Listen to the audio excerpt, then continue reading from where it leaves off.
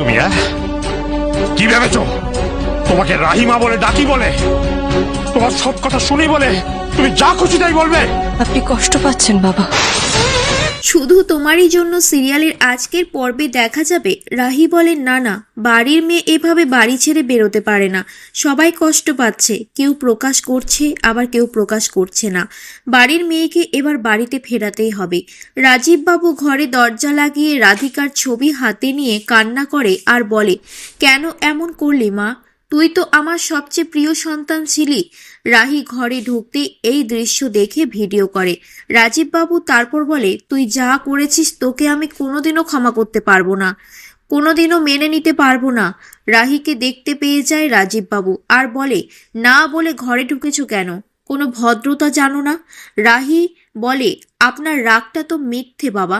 রাজীব বাবু রেগে বলে, তোমাকে রাহিমা বলে ডাকি, তোমার সব কথা শুনি বলে যা খুশি তাই বলবে?